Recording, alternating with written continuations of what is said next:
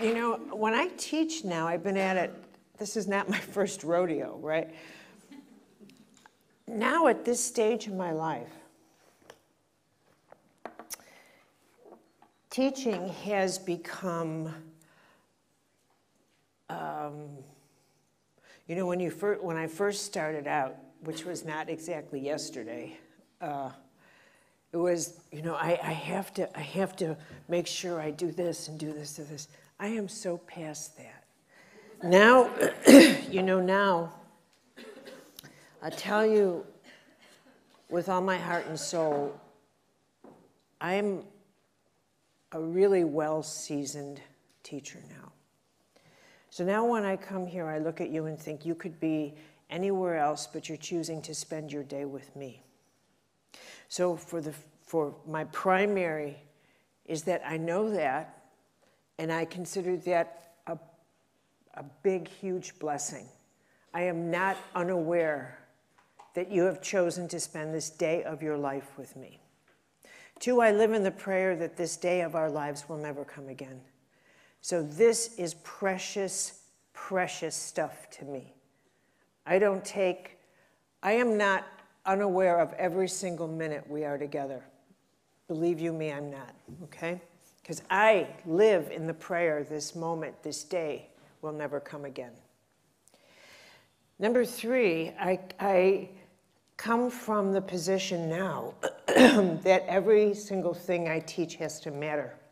It has to matter more to you. It has to make a difference to your life. It has to. It has to. It has to. I have a huge reservoir now. But that's not what is important is what can matter to you. I know what matters to me, what can matter to you. I am also at that place where I pay a huge amount of attention to what's going on in our world today and how that matters to us and how that is shaping us. And when I talk about like what's going on in the world today, I don't necessarily mean it from the point of we have to pay attention to every single one of the world events, like look at what's happening with ISIS and look at what's happening. But how I mean that is that what is happening in the world and of the world is filtering into you psychically. And you are filtering into it. So more than just actual events, we are being reshaped by the patterns in the world that are falling down, falling away. And when we get to crossroads, for example, in our lives, and we stand and think, what's going on here? What do I do next? We're living in a world where everything that is familiar to us is actually disintegrating, actually evaporating right in front of our eyes. And the world that we are entering into is equally unfamiliar. I mean, in a sense, it's a privilege to be alive now, and in another, it is unbelievably holy mackerel. What's going on here? Because all the ingredients that make up our world have never existed before. We've never, ever, ever, ever been globally connected to everybody in an internet. We've never, ever, ever been able to communicate with millions of people by pushing a button. We've never had global terrorism. Who ever even heard of such a thing? Never before has the power to change so much been in your hands anonymously, where you could write an email because you're angry at somebody and destroy them with the push of send. You could take a photograph from your high school days that was a bit risque, put it on the internet, and wipe out their political career. That's what we do now. That's who we are. That's who we are. We are as transparent as we are invisible. We are in a crossroads in terms of how we use a power we have never even imagined in a society of people whose moral code has been thrown by the wayside. We don't even believe in teaching moral codes to people anymore when we need it most. So when we talk about being at a crossroads, which one should we talk about? Which one? Where do we begin? Do we talk about what are we going to do about who we are as a species? Much less, how do you even make a decision about, do I have the backbone to even keep my integrity in the world in which I live now? Have I passed on integrity to my kids? Do I model it, or am I weak-kneed? So, this is a big question. It's not a small question, because in the old world, this gets a little more interesting along the way when you look at yourself and you evaluate the model that you come from, which is when you think of change in your life, when you think of dynamics, however it is you define being at a crossroads. The majority of people define that as a physical life change, a divorce, a job, a career move. That's what a crossroads is for most people. A major decision, something like that. And the second thing is they think that when they're at a crossroads, somebody should make the decision for them. Somebody, but that they're standing at some major crossroads, and isn't someone going to come here and make the decision for me, please, somebody? Somebody. So they were looking at a rescue. Is that you? They're looking at a rescue, and I see someone go like this. I don't know what she's talking about. I don't know, do you? Okay. So that's that kind of, there's got to be someone from the outside. And it's got to be like, so you define being at the crossroads as something big, obvious, and major like that. So I want to read something to you. I want to read you a fable because I love this, and it's going to perhaps set the stage for how subtle a crossroads actually is.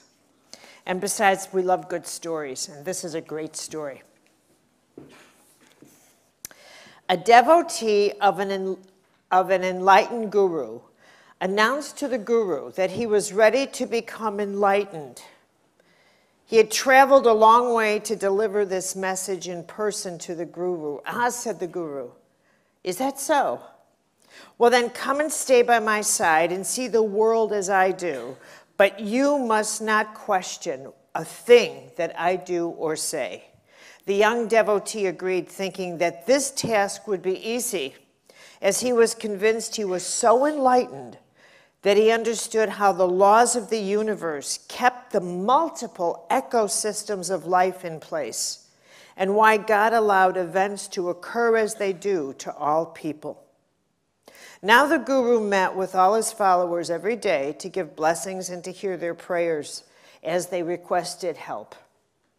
He often selected people for healings during this time, and the devotee began anticipating whom the guru would heal, thinking certainly he would choose that person who seems so weak and that person who's been here day after day looking and waiting for a healing. The devotee was absolutely convinced the guru would heal the crippled child brought to the ashram by his mother.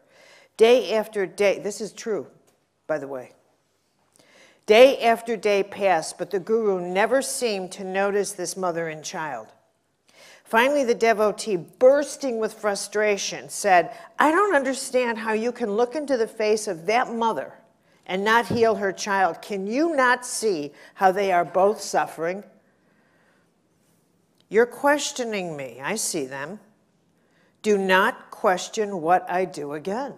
This is our agreement, replied the guru. While out walking a few days later, the guru and his devotee came upon a young man crossing a field who fell into a deep hole filled with snakes. The devotee and the guru could hear him screaming with fear. He shouted for help, but the guru, who could have easily saved him, stood on the road staring across the field, completely motionless. The young devotee, disregarding his agreement to say nothing, pleaded, help him. Why don't you save this man? He's in pain, he's screaming, he's frightened. Why are you questioning my actions? I hear him shouting. You're breaking your word to me. Do not do that again. They both remained on the side of the road until the screams of the man fell silent and he died. Then the guru walked away. A few days later, a beggar came up to the guru asking for food, and the guru refused to feed him. Again, the devotee, seeing the suffering on the face of this hungry beggar, challenged the decision of the guru.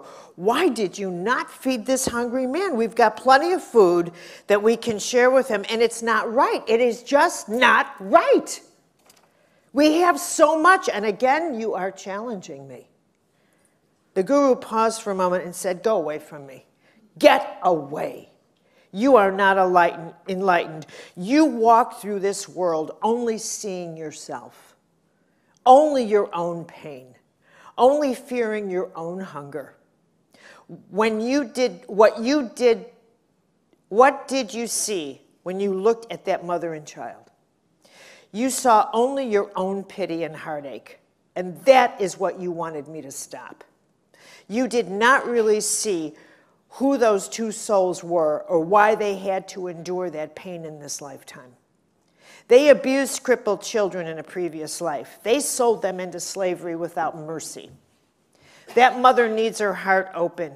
She needs to feel love for a child.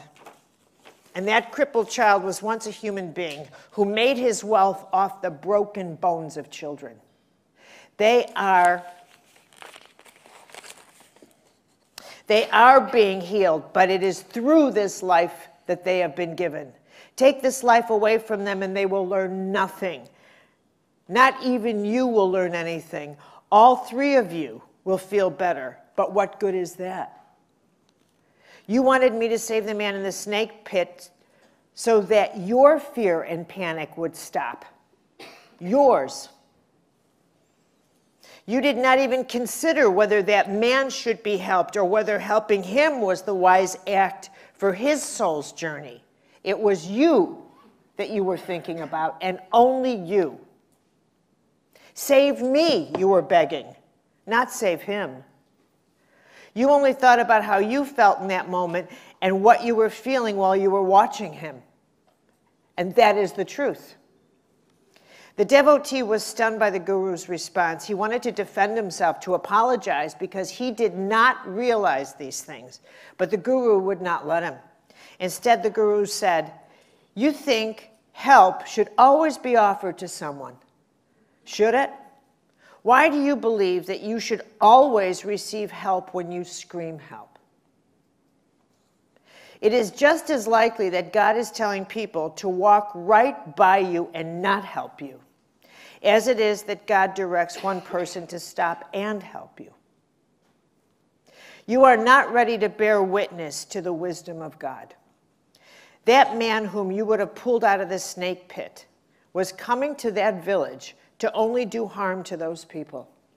He was a vengeful person filled with darkness.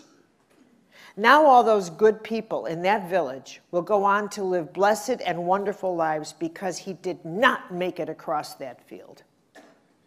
He had only evil in him. You would have been responsible for their deaths by saving that evil man, by saving yourself. And that beggar that you felt so much pity for let his whole family starve to death while he ate all their food. Now it is time for him to know the suffering he put them through. The Guru continued, you are still too weak to witness the wisdom of God. You still want your own justice to prevail in the world. You think this world should be ordered according to your personal feelings. Feelings, emotions should order the world. Because you're feeling bad, the world should do something. Feelings, not wisdom, but feelings should dictate the world.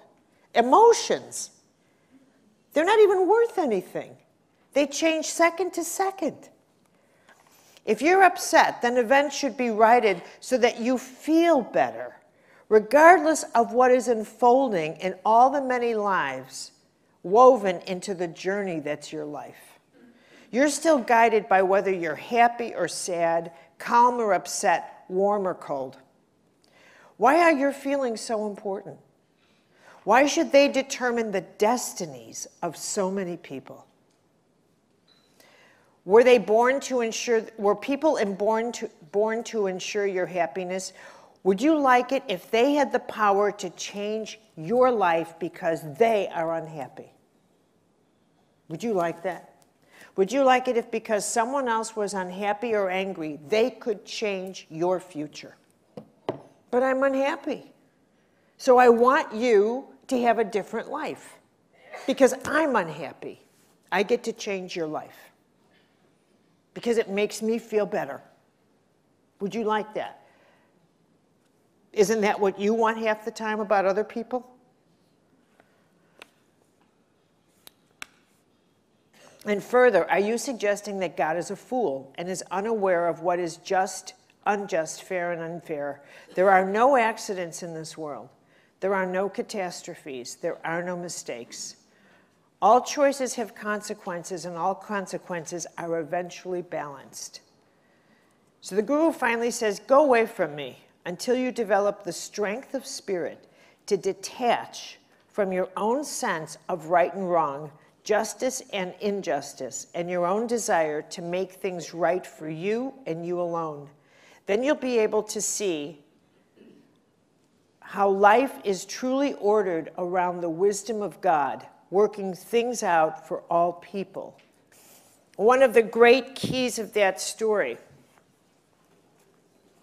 is how often at a place in life that, first of all, one of the great things I love about that story when I read it, and it's a piecing together of several different stories about a guru, but the one story in which the devotee said, why aren't you healing these people? That actually happened with Sai Baba's ashram. So these stories are actually true. And they actually really happened. And one of the teachings that I love so much is that they're not about huge things like, well, are you going to take this huge job, or are you going to do this? Not. They're all about the power of what you think is true versus what is not. So the greatest crossroads you will ever stand at are the ones in your mind. Are the ones in your mind. They are not outside yourself, they're inside yourself. The greatest crossroads, the greatest blockages you will ever have are in the world behind your eye, not in front of it. Doesn't matter what job you take. If you take it with the same fear that you had the last one, the same thing will happen. The same thing will happen. Doesn't matter what kind of marriage you have. If you marry another person with the same fears or the same demands or the same wounds, you will have an equally awful marriage. It doesn't matter.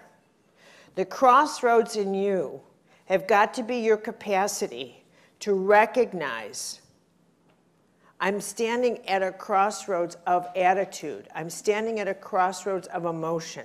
I'm standing at a crossroads of illusion. Am I strong enough to give up this way that I'm thinking? It's the thinking thing that everything is either I'm at a path of there is no such thing as a right path. What's true is you either have a path of the heart or not. One serves your heart, one destroys your heart. That's all you've got to know. At every crossroads you're in, every conversation, everything, one choice will destroy you, one will serve you. It's as simple as that. And a crossroads is even down to the way you answer a question. Think of every question, every conversation as a crossroads. How I handle my dynamic with this person. One will serve us, one will destroy us. That's all you've got to keep in mind. What serves, what destroys.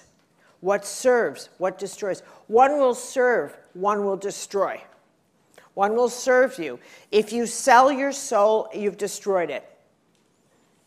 If you serve with your integrity, no matter what, it is better to take a job, what do you say this, what do you call this? Sweeping the corridors with integrity. With integrity. Than to take a job that costs you your integrity, where you can't look someone else in the eye because you're so filled with shame, even though you come home with bags of money, how you earn that. That is what this story to me is so rich, because this so-called enlightened student of the guru had it in his mind that he knew how the world operated, how the world was. And the way our lives unfold, it's always the case that the problems we have in our life come about because we are convinced we know the way something should be. And a crossroads is always that moment that says, I've got to think something through here. I've got to think something through here. So, for example, one of the most common challenges, like if we start with like the basic challenges that cause us to stop and put us at a crossroads. I call these the fractures we all have. Everything goes along smoothly, and these are the fractures. Wait, I had to write them down because it's not a short list. Okay. Okay. So, and what to do when you get to these, how many of you, first of all, think that you're at a major life crossroads? And how are you? Absolutely not. Everything is smooth sailing. Nothing, no decisions. You're all at crossroads. Stop it. You know, one of the things I love about teaching in Ireland is the Irish are the most superstitious people I ever teach. And I'm very superstitious. If I ask any question in which you think the gods or the druids or the little people are looking, you will not answer the question. I don't know if you think there's something underneath your chairs or whatever. I do not know. I do not know. But if I said something that even remotely seems to invoke a non-physical anything, you won't answer. And even though I can have a conversation with you and you think, no, of course I don't think so. But you do that. The most superstitious, it's in your bones. It's like in your spiritual DNA. You can't shake it out of you. It's just everywhere. It's just so, it's astounding.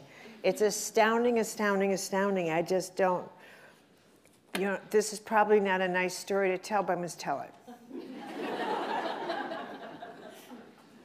I did a bad thing, well, I don't know. But years and years ago, when I was in my early 20s, I had this job. And It was just a part-time thing, and I shouldn't have taken it, but I was in graduate school. Who cares? Anyway, I was working in this office, and the secretary was this girl from the south side of Chicago. You know, we had very different lives. Very different lives. And she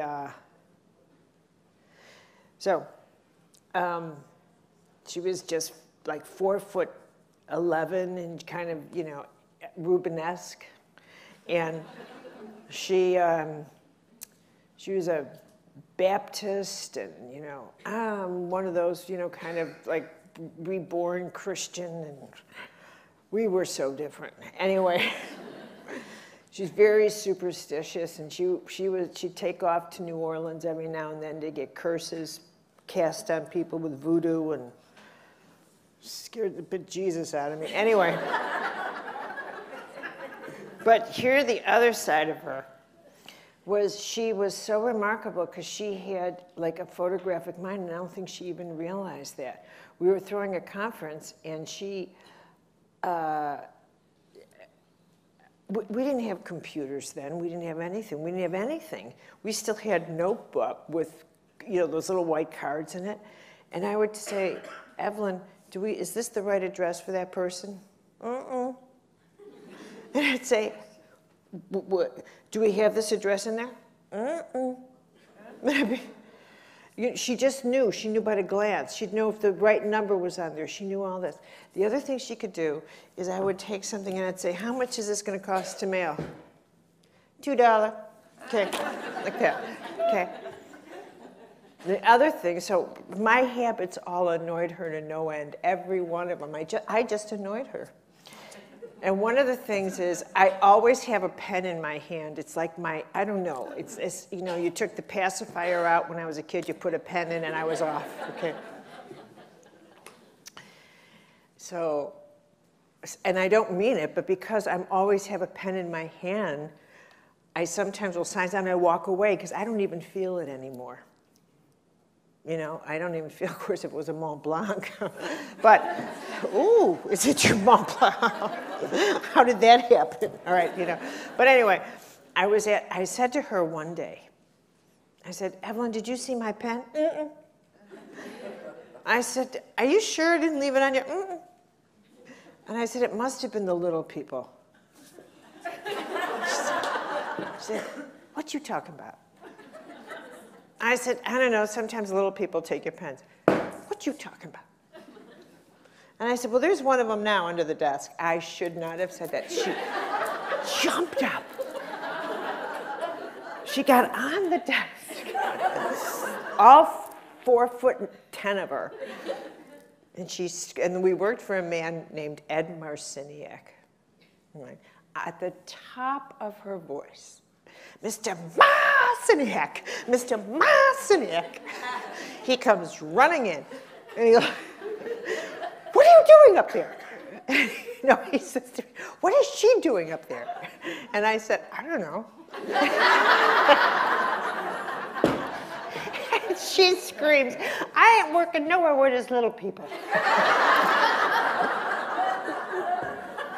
he says, what is she talking about? Oh my God. And I said, I don't know. I don't know. And he says, well, get her off that desk. And he goes in his office and he slams the door. And she looks at me. You was the meanest white woman in shoe leather I ever saw. Okay, get back to work. Oh my God, to this day, okay, we needed that. You gotta start out with humor sometimes. To this day, when I think of little people in Ireland, I see her. I do. I do, I see her on the desk. You is the meanest white woman. She scared me so much. She didn't know that. I always thought, you're gonna get me, I know you are. Okay. What causes, I want to proportion Crossroads. I want to proportion it so that you get a whole different idea of what that dynamic is about. It is an archetype. I want you to think of it as an archetype. I want you to think of standing at a crossroads in your life as an archetypal pattern that's designed for a reason. That we get to this place because it means it's a choice time. It's the way we make a choice. It's the way, it's a positioning of, and that this archetype, think of it like a cross, not the cross, but a V in the road. That little V, like a DNA code, is present in every single thing. In a conversation, in what we choose for lunch, it is never not present in every single thing. The way we listen to a lecture, the way we speak to someone next to us, the V is there. The crossroad is there. And as difficult as this may be to imagine, every one of them has the potential to change the whole of your life. Every one of them. There's no such thing as a small V. No such thing. No. Do not buy into, like, the illusion of the guru. This is why I love the story so much. Because here's this devotee, and he's looking at just a beggar asking for food. That's not a beggar asking for food. That's the illusion. The truth is, this is a whole history of a soul who has committed many egregious things to other souls. But he can't see that. He can't see that. All he's looking at in the moment is this man looking for food. He hasn't the capacity to see the whole thing at all. So everybody has a choice to make in any moment. Do I look at just this conversation, or do I stand back and look at, open up my lens to include many more details about this moment, this person, this situation? How big do I want this lens to be? Which changes everything in every single second, whether or not you are, for example, eating something. If the V is so, there's no such thing, because just think of it as eternal roads. Even if you're in lunch, you're going to lunch and you think, here's a piece of lunch meat. I could have this little sandwich, or I'm going to open up the V and say, where was this made? It came out of this crappy little plastic thing. It was in a factory. And it was made from all these animals. And by the way, I'm not a vegetarian. But if you're going to eat meat, get it in a healthy way. Not out of these horrible plastic things that have been hanging in Tesco and hanging in these stores and just for hours and days and months and who knows how long, and it's greasy when you open it or slimy in that water, and right? Okay, this kind of thing. If you're going to eat it, eat something that at least you think there's a chance it's not horrible. Okay? I mean, if you know what I mean? If you actually are going to, there's probably someone who owns Tesco in the audience. But if you understand what I'm saying. If you're going to do anything, if you're going to eat vegetables,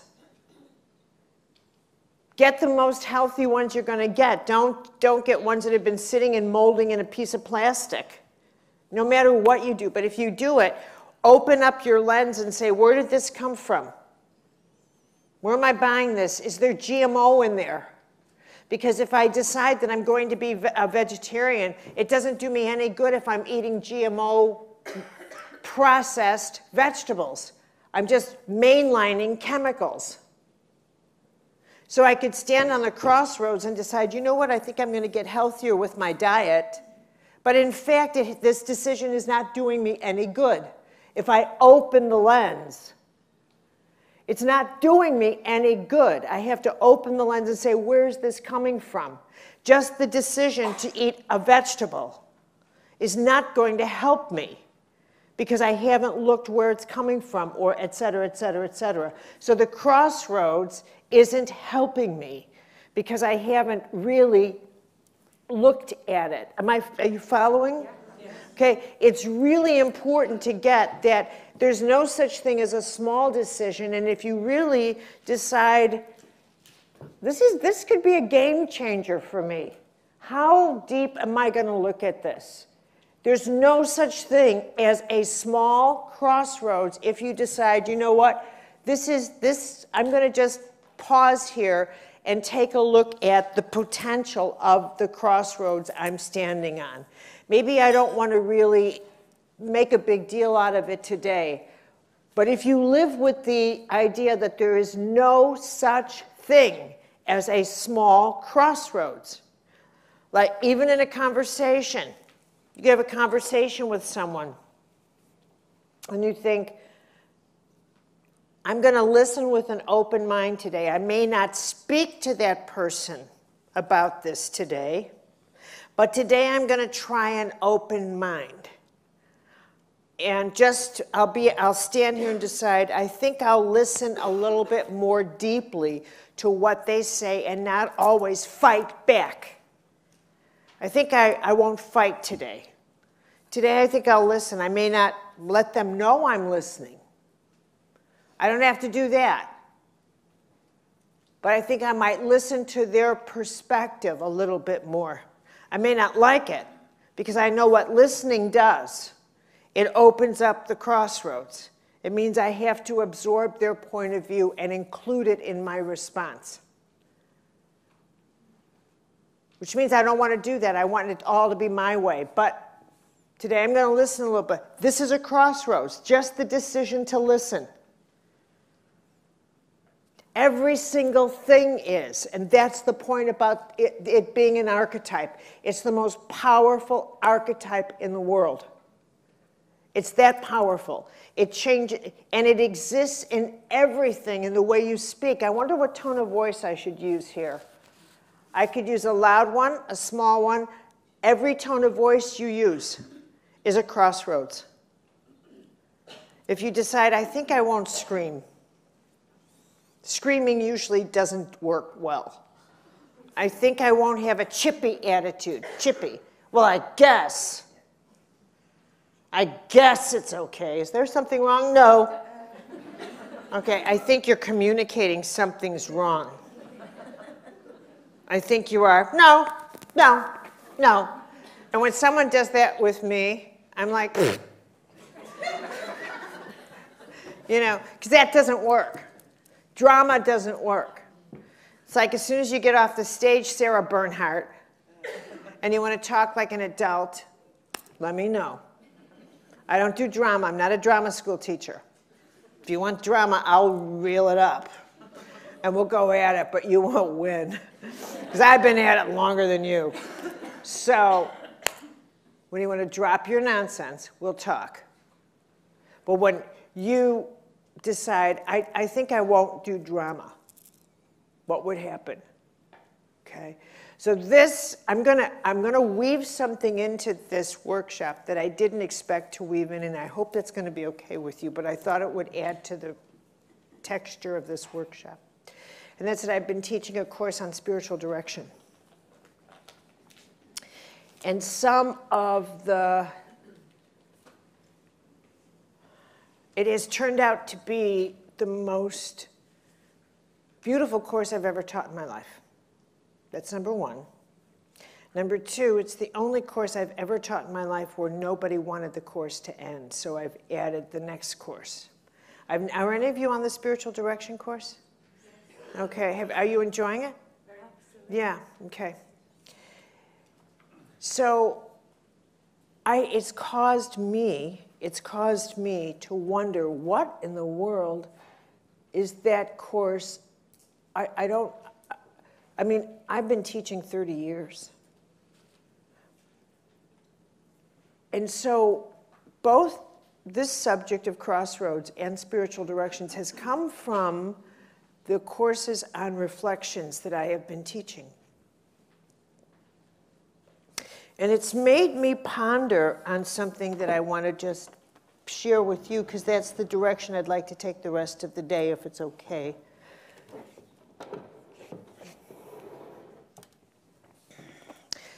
Because I'm very deeply fascinated with what we are experiencing as people in our world today, and what it is we need because of what's going on in our world today.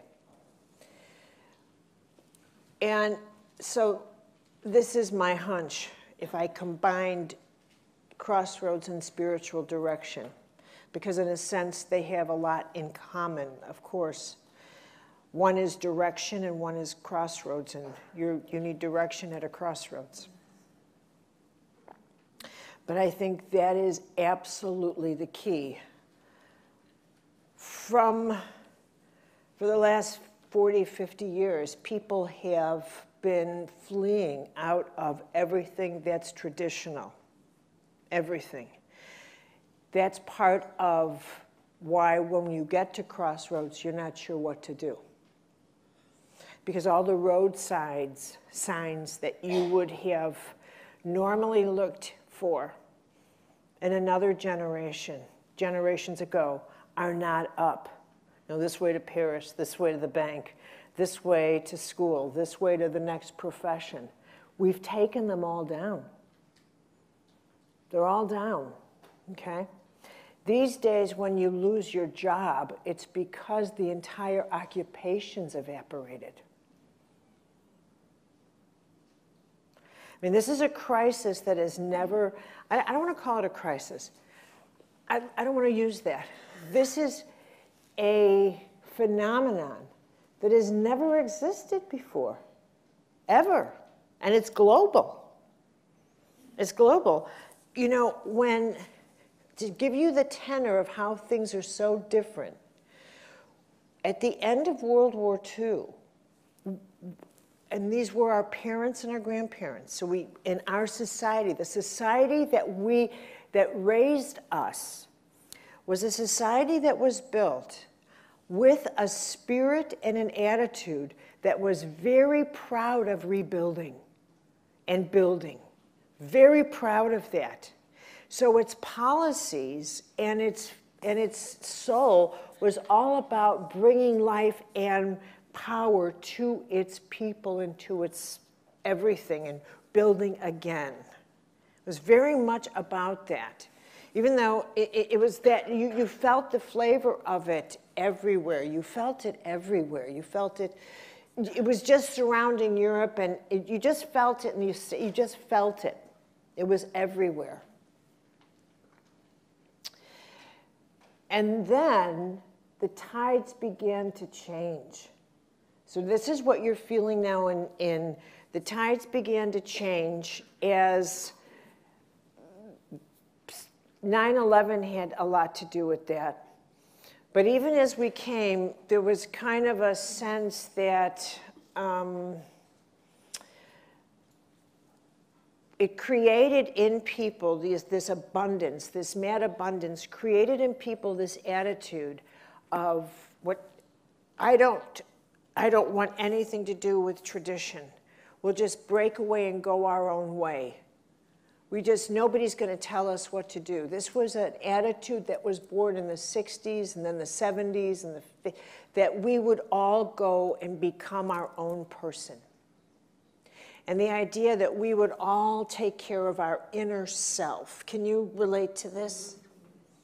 So that, you know, the idea of the inner self was born, and the inner self was that you would take care of, you would be motivated by this sense that your personal needs became a priority, and that whole idea, put your mask on first and then take care of the people around you. And that modeled the spiritual movement. That spirituality was all about taking care of your personal needs. that psychology, your well-being, that all of this was about taking care of your personal needs, that became the focus of personal growth and well-being, which was all fine and good, except this, that we are we are people that need other people to help us figure out what our personal needs are.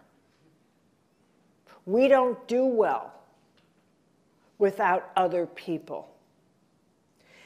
And what has happened is that without weaving our lives with other people, we need other people. We need community. We need some kind of spiritual center to belong to. What we have created is a world in which we are very hostile toward any kind of spiritual community. And as a result, we are a world of spiritual nomads, looking for some kind of spiritual base, but finding nothing. So we've got that. We have very little to figure out, how do I make decisions in a world where so many relationships are not working, jobs are not stable. What is the community system that we look to for constant support, that when it used to be tradition, family, and it sounds like I'm directing us back to that, but I'm not. What I'm pointing out is that we have not replaced stability with anything stable yet. And our own capacity to feel safe in ourselves is not something we've achieved. Do you see what I'm saying? Now I'm going to add one other layer. At the same time, we've opened up psychically. So we've become very intuitive. And we have become multi-sensory. So this is a kind of this may sound a little confusing to add to this. So if I lose you, put your hand up. But we're not the same types of people that our elders were. They were basically 5 senses. You know, what I see and what I touch. We are multi-sensory. We have intuitive, psychic, emotional, spiritual senses. So I have to show you that that's one of the reasons why you being at a crossroads in your life is much more challenging than your elders, because you are a porous human being where the pressures of the outside world impact you in a way that they did not impact your elders. So I don't want you to leave here thinking, oh my God, I'm so... No. I want you to leave here thinking, I finally understand why the world exhausts me in a way that you could have said to yourself, something's wrong with me.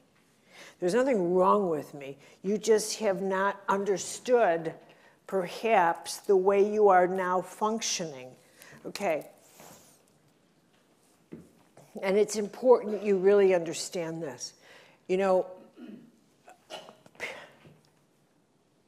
it's so simple, but it's not. People function with this idea that their history's behind them. If you think about your history, where is it? When you think history, what do you think? Your past. Where's your past? Do you think it's like located? Is it back there? Is it up here? Where's your past? All right there. Where's your future? Which direction? And you really do think of it as that way, don't you? Okay? So here's what's important. You actually think you're living a timeline. You actually think in some, just like the little people, this is actually, even though intellectually you'll say no, yes you do. It's in your bones. You actually think my history's back there, and my future's there. This makes being on a crossroads, you calculate this way. Okay? So you think time is real. Aging's real. But don't confuse aging with time, because they're not the same thing. I'm 4 years old. No, don't confuse aging with time. Now, in terms of here, this, how do I draw this? I'm very bad at drawing, but this is the only drawing you need.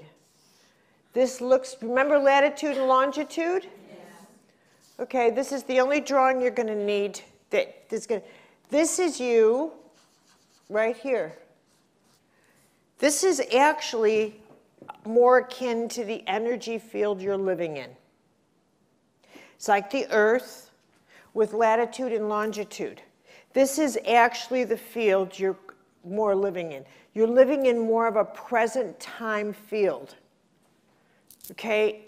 And instead of thinking of future and past, you are actually living in an orbit where all things are happening simultaneously. I know that sounds overwhelming, and nobody can prove that, but then again, you can't prove your past or future either. So let's just say that you are connected on an internet as well as an internet. Okay?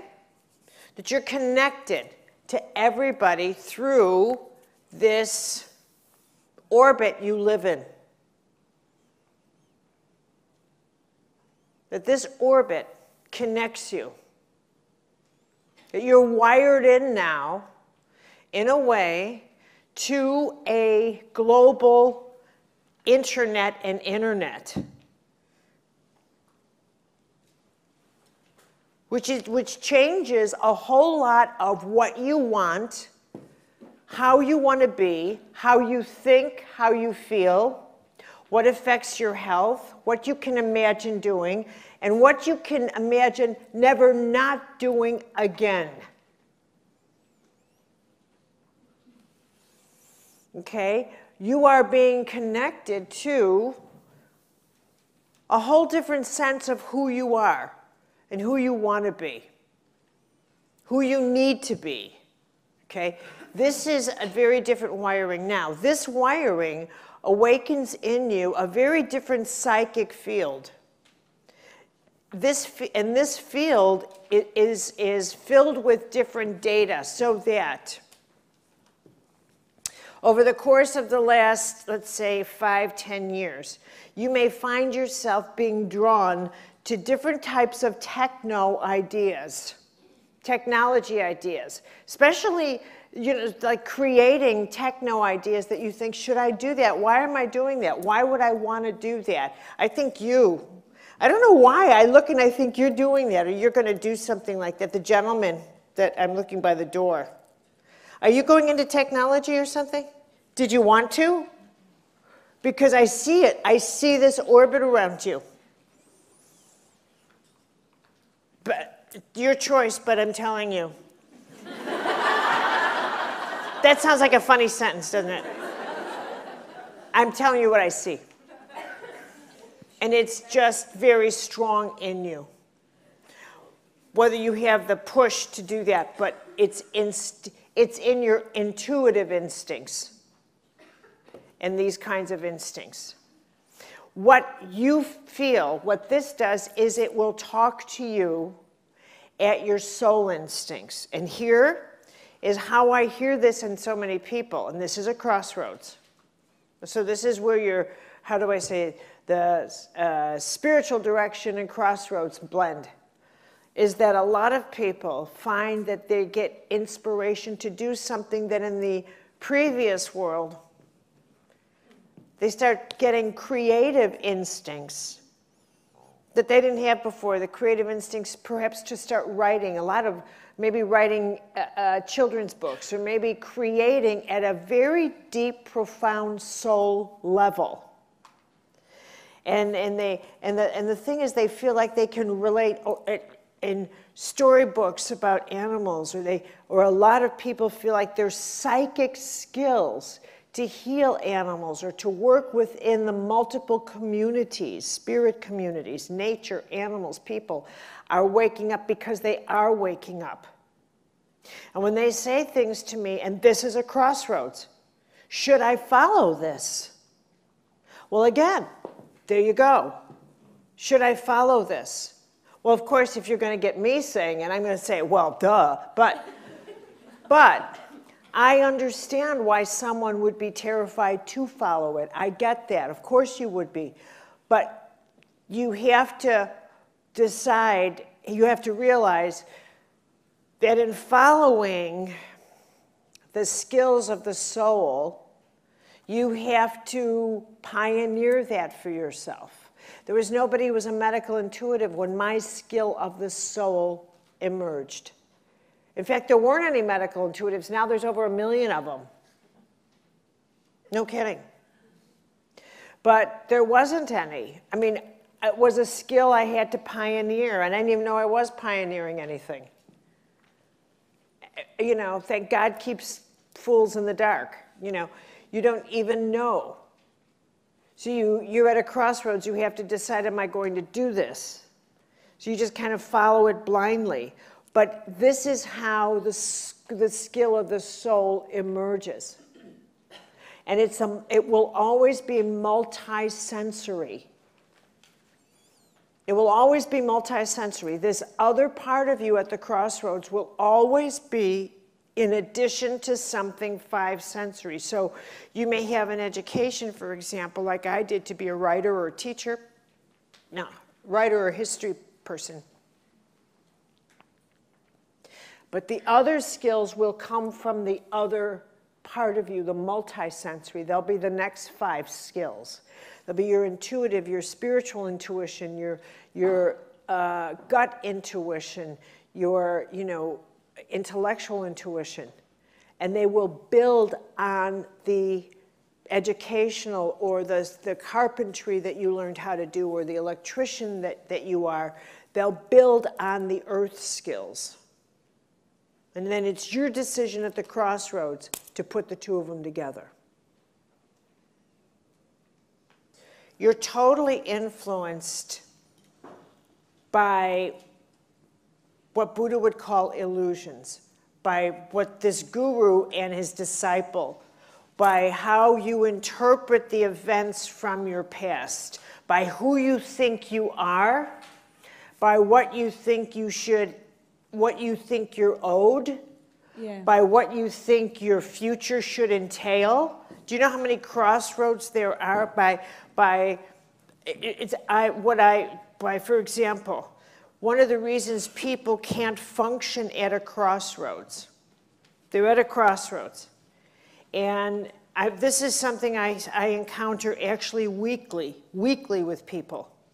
They cannot progress with the next stage of their professional or their life at all, because the first part of their life has fallen apart for whatever reason.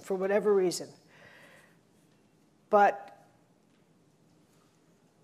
they're at that stage of consciousness in which in order for them to function, they still need to blame. They got to blame somebody. They have to blame someone for why their life has fallen apart. They cannot just say, my life, this part's over because it needs to be over. They can't look at their life and say, in fact, I was withdrawing my energy from all of this anyway. They can't accept that. They can't do that. They can't do that. The reason people will hold on to blaming someone for why things happen is because, here they are. Here's this so-called timeline. It slows down the speed at which the next event can happen. Right. It's very interesting.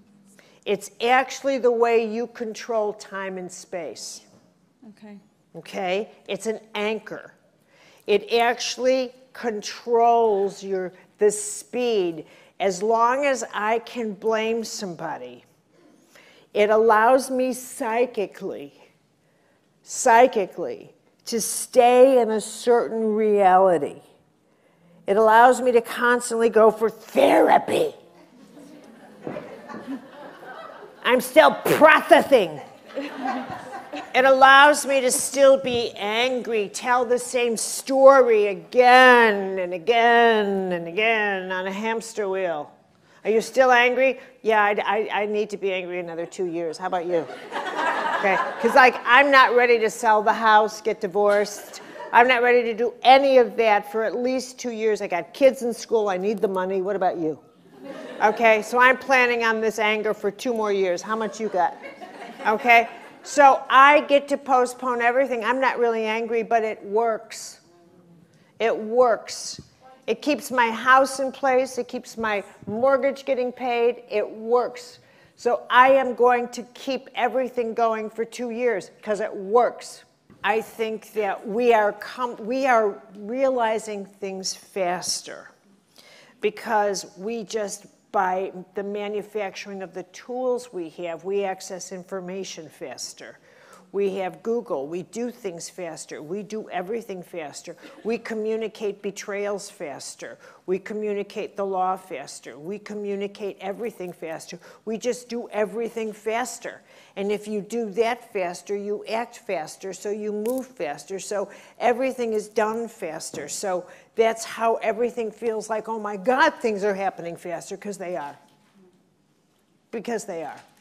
And if you are accessing more information faster, then that means you have to process your decisions faster. If you process your decisions faster, then relationships change faster, because you have to, you just, everything is one. Which is one of the reasons why people are breaking down faster. They're dizzy, but it's also that people are not wired to lie as much as they are now lying and not clean themselves out. There's no confession. There's no place to go and heal the way a person needs to heal when they have been living and drinking lies constantly, and when they have been betraying and doing dark arts of the soul and saying that I don't need any of that kind of stuff to heal, when in fact you do. When in fact you do. And that's a crossroads to decide, am I living in league with darkness or am I not? Am I living an honest life or a sacred life or am I not? And deciding I don't need any of that or I do. Which side are you on? The side of light or the side of dark? And I'm not saying go back to a priest. I don't live that way, but you have got to make a decision whether or not your soul needs care or it doesn't. And if it does, what type? That is not a hobby, it's a lifestyle. And you decide, you know, am I occasionally honest or do I live an honorable life? It just is what it is. And you know, a small lie, big lie, you're a liar. I mean, where do you live on the scale of integrity? Because this kind of world will take it out of you. It will take it out. And I have to tell you, one of the things I'm learning in the spiritual direction is that we need each other to stay strong. We need each other. We need each other to go to and say, you want to know something? I really, it is very hard to live a life telling the truth. It's very hard, and it is really good to be able to be with people that say, you know, let's just say a prayer together today. And it's not, you don't have to pray Catholic, you don't have to pray anything. But a prayer that says, hover over me, God, because sometimes it is dark territory out there. Just stay with me, because when I'm with this person, I am scared, and I could be at a crossroads and do the wrong thing. The wrong thing. And reeling myself in, and that's a crossroads. And the kind of crossroads that brings out the weak need part of me. And I was with John O'Donohue, who is the late, great John O'Donohue, one of your Irish. And I had the privilege of knowing him very well. And he taught me what I'm going to teach you right now. And I credit him with so much. He liked whiskey. And John liked whiskey a lot. And so we were in Florida at a conference, and we were laughing and laughing and laughing. And I had to go home and face this guy who, I was renovating my home, and this man had taken a lot of money and didn't do the part with his renovation and blah, blah, blah, blah, blah. Okay. But every time I got near this guy, oh, it was awful. I would get all twisted up inside and terrible.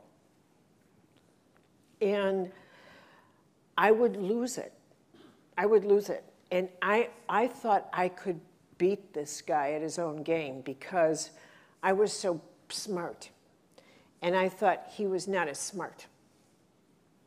And he was real big. He was like 6'5" and big, you know.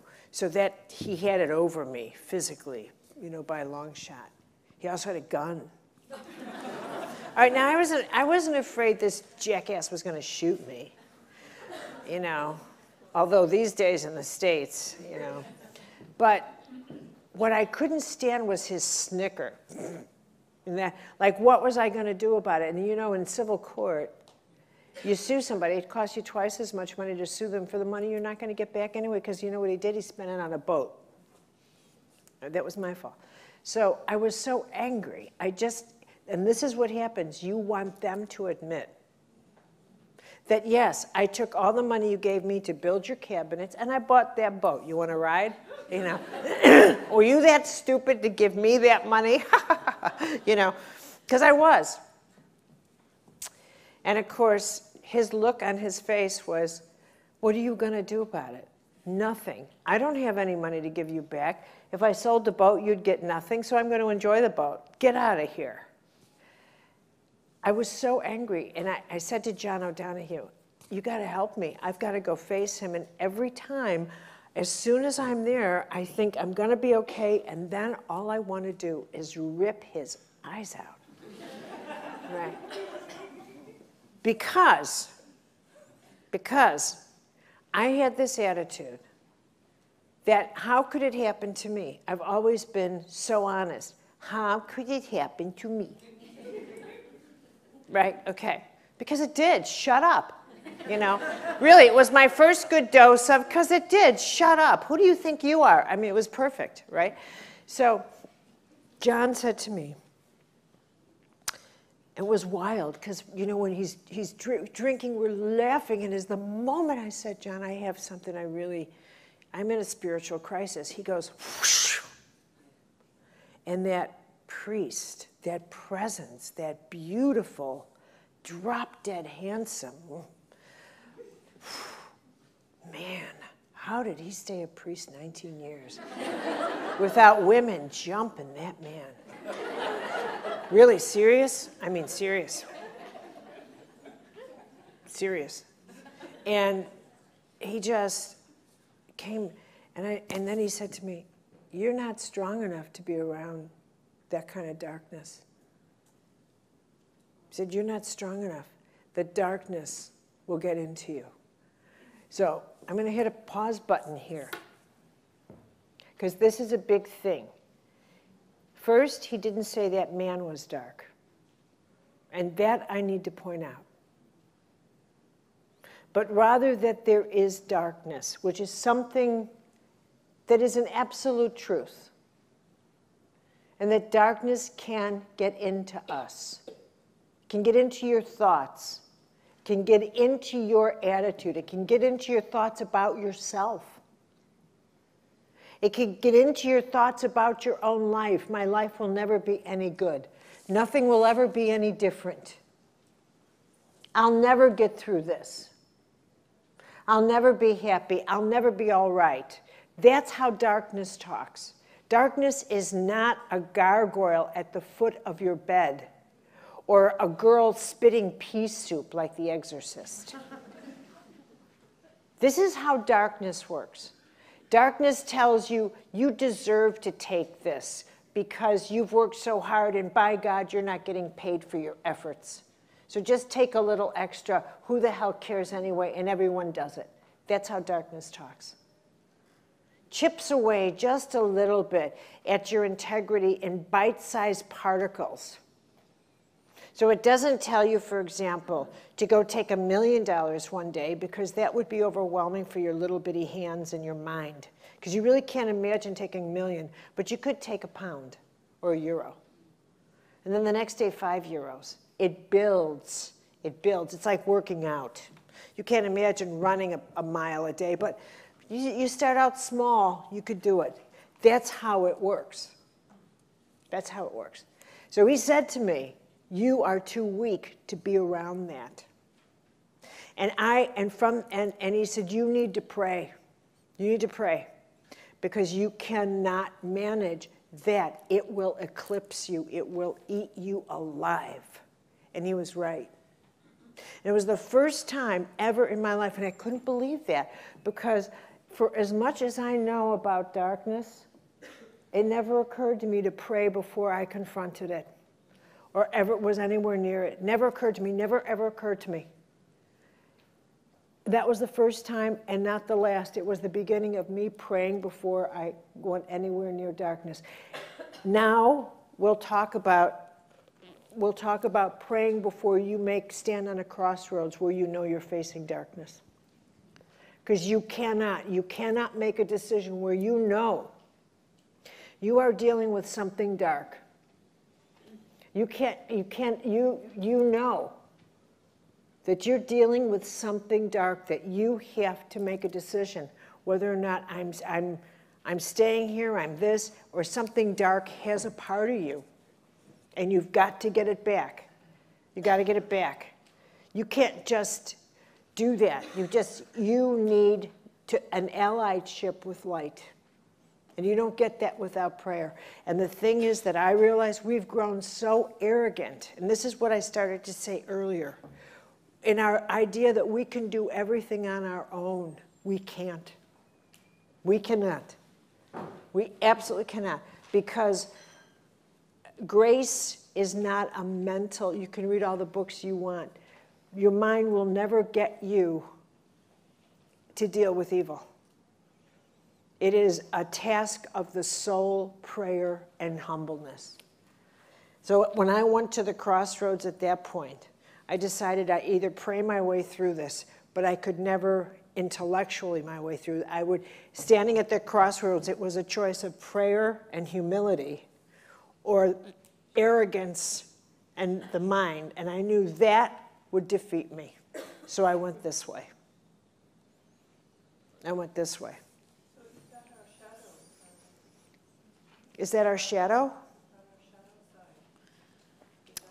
The darkness, you know what? The darkness is, I'm going to say it this way. We all have a shadow. Okay? We all have a shadow. And the darkness takes advantage of our shadow. Comes in through our shadow. I mean, like the shadow side is, I can get a snippy anger thing. But that, I credit my own personality to that. However, if I indulged it, then I'd find a dance partner. And if I started to take advantage, where darkness becomes an open door to a partner, darkness, to dark partnerships, is when you start making choices where you know the people who are going to, that other people are going to pay the price for this, and you don't care. You don't care. You don't care. In fact, sometimes you set it up so that they'll pay the choice for things that you do because that's the way you want it. That's when you know you are absolutely in league with darkness. You are absolutely in league with darkness. Because other people's lives are now paying the price for yours. And when that starts, you are absolutely in league with darkness. Let's have a break.